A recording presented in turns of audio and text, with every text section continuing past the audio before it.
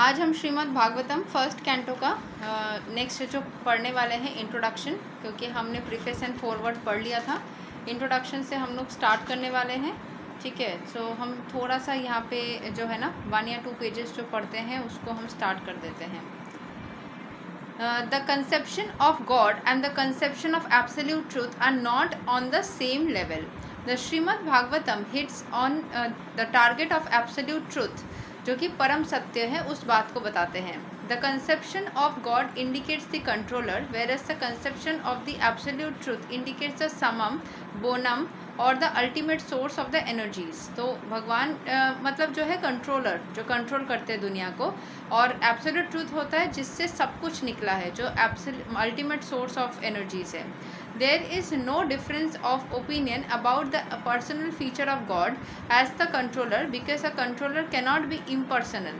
तो जो कंट्रोल कर रहा है उसके पास हाथ पैर सब रहना चाहिए, तो कंट्रोलर जो है वो impersonal है। Of course, modern government, especially democratic government, is impersonal to some extent, but ultimately the chief executive head is a person, and the impersonal feature of government is subordinate to the personal feature. तो कभी भी impersonal feature मतलब government जो हमको rule कर रहा है वो भी एक पर्सन है, वो हर एक चीज़ को देख रहा है। तो जो दुनिया को चला रहे हैं वो भी एक उनके अंदर भी कोई फीचर्स होनी चाहिए।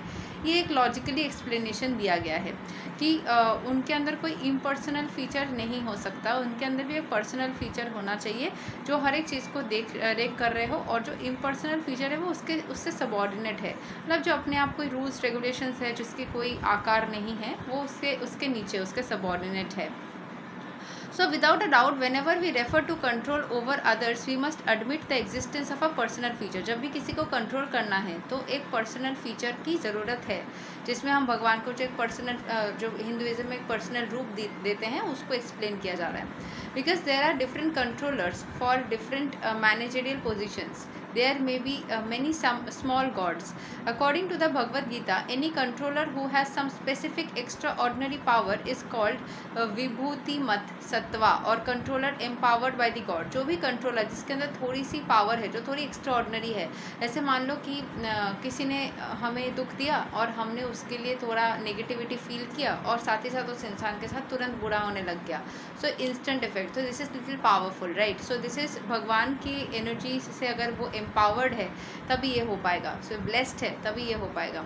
या फिर किसी ने किसी को अच्छा बोल दिया, आशीर्वाद दे दिया और उसके साथ तुरंत अच्छा होना स्टार्ट हो गया। This is only possible if it is empowered bye God. उसकी खुद की एनर्जीज नहीं है, वो तो बस एक जरिया है। देयर आर मैनी विभूति मत सत्वास कंट्रोलर्स और gods with various specific powers, but the absolute truth is one without a second.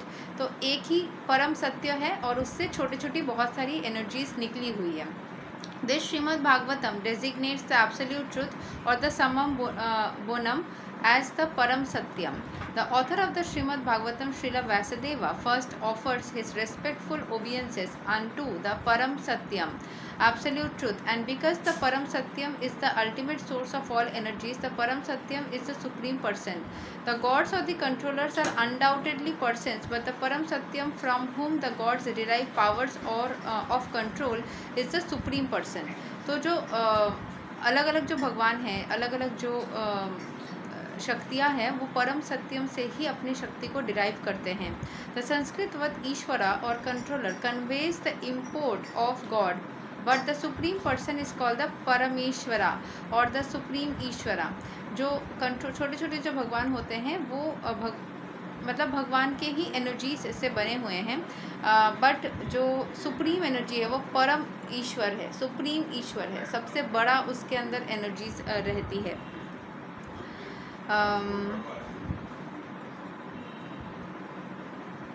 यहाँ पे शुरू में जो बोला गया था ना, the Param Satyam is the ultimate source, the Param Satyam is the supreme person, the gods और कंट्रोलर्स आर अनडाउटेडली पर्सन्स। तो बोला गया कि जो भगवान है वो ज़रूर कोई पर्सन है, एक आदमी है जो कि शक्तिशाली आदमी है, ठीक है।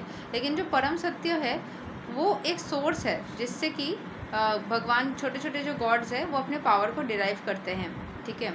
So the supreme person or Parameshwara is the supreme conscious personality, and because he does not derive any power from any other source, he is the supremely independent. जो परमेश्वर है supremely independent है। In the Vedic literatures, Brahma is described as a supremely independent. In the Vedic literatures, Brahma is described as a supreme god or head of all the gods like Indra, Chandra, Varuna. But the Srimad Bhagavatam confirms that even Brahma is not independent as far his power and knowledge are concerned. He received knowledge in the form of Vedas from the Supreme Person who resides within the heart of every living being. That Supreme Personality knows everything directly and indirectly. Individual infinitesimal persons who are parts and parcels of the Supreme Personality may know directly or indirectly everything about their bodies or external features, but the Supreme Personality knows everything about both external and internal features. तो जैसे ब्रह्मा को सबसे supreme बोला गया है, but Brahma भी तो ईश्वर के नाभि से ही जनरेट किया था ना, तो ब्रह्मा जी को भी जो नॉलेज मिला था वो सब कुछ परमेश्वर सुप्रीम एनर्जी से या सोर्स से ही मिला था. सो जो सुप्रीम पर्सनैलिटी को सब कुछ पता है, डायरेक्टली इनडायरेक्टली सब कुछ पता है. जो इंडिविजुअल जो हम छोटे छोटे पार्ट्स एंड पार्सल्स भगवान के हैं, हमको डायरेक्टली या इनडायरेक्टली हमारे बॉडी के बारे में, हमारे फीचर्स के बारे में पता है कि हमारा चेहरा कैसा है, हमारा नाक कैसा है, हमारा आँख कैसा है, हमें सब कुछ पता है. बट जो सुप्रीम पर्सन है वो हमारे बॉडी के सारे इंटरनल एंड एक्सटर्नल फीचर्स के बारे में सब कुछ जानते हैं. हमको थोड़ा बहुत ही पता है, we know little bit, but the supreme energy knows everything. The word Janamadi Asya suggests that the source of all production, maintenance or destruction is the same supreme conscious person. सब कुछ जो बन रहा है, मेंटेन हो रहा है, destruction हो रही है, सब एक ही सुप्रीम पर्सन के ज़रिए हो रहा है. Even in our present experience we can know that nothing is generated from inert matter. कोई ऐसे खालीपन से नहीं बन सकता है. But inert matter can be generated from the living entity. जो इनर्ट मैटर है वो लिविंग एंटिटी से बन सकता है. खालीपन हमारे से जनरेट हो सकती है, जैसे वायु निकल सकता है हमारे शरीर से, ठीक है, तो वो एक मतलब एयर जो है उसको हम पकड़ नहीं सकते ना. तो वैसे इनर्ट मैटर जो है, वायु में बहुत सारी इनर्ट गैसेस है जो हमारे शरीर से निकल सकता है. सो एक या कोई भी मैटर से रिएक्शन से बन सकता है. सो इनर्ट चीज़ें जो है वो एक मटेरियल चीज़ से बन सकती है, बट इनर्ट चीज़ों से एक मटेरियल को बनाना पॉसिबल नहीं है. उसके लिए कुछ सामान चाहिए होगा. For instance, by contact with the living entity, the material body develops into a working machine. जो material body है वो जब living entity यानी जो आत्मा जब उसके अंदर घुसती है तो वो एक चलती हुई मशीन जैसा काम करती है. Men with a poor fund of knowledge mistake the bodily machinery to be the living being, but the fact is that the living being is the basis of the bodily machine. तो जो लोग हैं जिनको knowledge उतना नहीं है वो bodily machine को लिविंग बीइंग के साथ में कंपेयर कर लेते हैं. But the fact is that, fact यही है दैट लिविंग बीइंग जो है वो is the basis of the bodily machine. Living being जो है वो बॉडीली मशीन का एक पार्ट है या वो एक बेस है. हमारी आत्मा और हमारी शरीर दोनों सेम नहीं है, दोनों की प्रेजेंस से ही वो चीज़ बन सकती है. The bodily machine is useless as soon as the living spark is away from it. जैसे ही हमारा आत्मा निकल जाएगा वो बॉडी का कोई वैल्यू नहीं है. Similarly the original source of all material energy is the supreme person. This fact is expressed in all Vedic literatures and all the exponents of spiritual science have accepted this truth. जो fact जो है कि हमारा आत्मा के बिना शरीर का कोई मतलब ही नहीं है, ये वैदिक लिटरेचर्स में मतलब एक्सेप्ट कर लिया है, ठीक है. और जितने भी एक्सपोनेंट्स है स्पिरिचुअल साइंस के, उन सब ने इस बात को, ट्रूथ को एक्सेप्ट किया है. The living force is called Brahman and the one of the greatest acharyas teachers name Shripada Shankaracharya has preach that Brahman is substance whereas the cosmic world is category. जो ब्रह्मन है वो एक सब्सटेंस है और कॉस्मिक वर्ल्ड एक उसका कैटेगरी है, उसका जैसे एक पार्ट है. बोलते हैं ना कि ये 1 2 3 4 कैटेगरी वाइज डिवाइड करते हैं. सो श्रीपद शंकराचार्य ने क्या बोला था कि ब्रह्मन एक सब्सटेंस है, एक चीज़ है, और कॉस्मिक एक कैटेगरी है. The original source of all energies is a living force and is logically accepted by the supreme person. तो जो ओरिजिनल सोर्स ऑफ एनर्जी है वो लिविंग फोर्स से ही आती है. जो लिविंग एनर्जी है, जो सोल है, उसी से सारी शक्तियाँ आती है. और इस बात को, and he is logically accepted as the supreme person, उसको हम सुप्रीम पर्सन बोलते हैं. वो एक सोल ही है, सुप्रीम एनर्जी से एक सोल ही है. He is therefore consciousness of everything past, present and future, and also of each and every corner of his manifest manifestation both material and spiritual. So जो past में हुआ था, present में, मतलब सब कुछ के बारे में उनको पता है, कॉन्शियस है वो। और जितने भी सारे मैनिफेस्टेशंस होते हैं, चाहे मटेरियल या स्पिरिचुअल, वो हर एक चीज़ के मतलब होते हैं ना कि कॉन्शियस है। And imperfect living being does not know even know what is happening with in his own personal body. हम सबको पता ही नहीं हमारे शरीर के अंदर क्या हो रहा है। We eat food but we do not know how the food is transformed into energy और how it sustains his body. मतलब हमें प्रोसेस तो पता है कि ऐसा ऐसा होता होगा, बट एग्जैक्टली शरीर, जैसे मुझे एक बार लगा था कि ये कैमरा अंदर फिट करती हूँ, देखती हूँ कि अंदर क्या चल रहा है। So living being, when a living being is perfect, he is aware of everything that happens, and since the supreme person is all perfect, is quite natural that he knows everything in detail. हमें पता तो है सब ठीक ठीक चल रहा है, बट हमें एग्जैक्टली डिटेल में वो चीज़ नहीं दिखती। Consequently, the perfect personality is addressed in Srimad Bhagavatam as Vasudeva, or one who lives everywhere in full consciousness and in full possession of his complete energy, जो हमेशा हर एक स्तर पे कॉन्शियस रहता है और हर एक चीज़ को पोजेस करता है, मतलब हर एक चीज़ का मालिक वही है। All of this is clearly explained in the Srimad Bhagavatam, and the reader has ample opportunity to study this critically. In the modern age, Lord Sri Chaitanya Mahaprabhu preached the Srimad Bhagavatam by practical demonstration. It is easier to penetrate into the topics of Srimad Bhagavatam through the medium of Sri Chaitanya's causeless mercy. Therefore, a short sketch of his life and precepts is inserted herein to help the reader understand the real merit of Srimad Bhagavatam. Sri Chaitanya Prabhu ने कैसे इसको preach किया था, वो उनके life sketches से समझाया गया है। It is imperative that one learn the Shrimad Bhagavatam from the person Bhagavatam.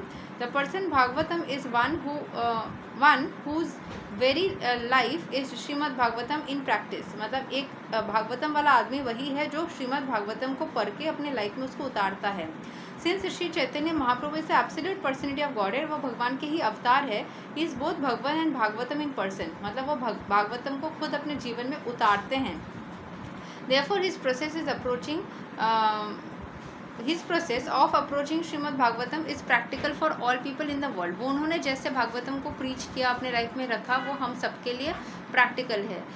It was his wish that the Srimad Bhagavatam be preached in every nook and corner of the world by those who happen to take their birth in India. वो चाहते थे India के हर एक इंसान इसको मतलब preach करे, और ये वर्ल्ड के हर एक जगह पे प्रीच हो। मतलब इंडिया में जो बर्थ लिया है वो तो करे ही, बाकी पूरे वर्ल्ड में इसकी प्रीचिंग हो।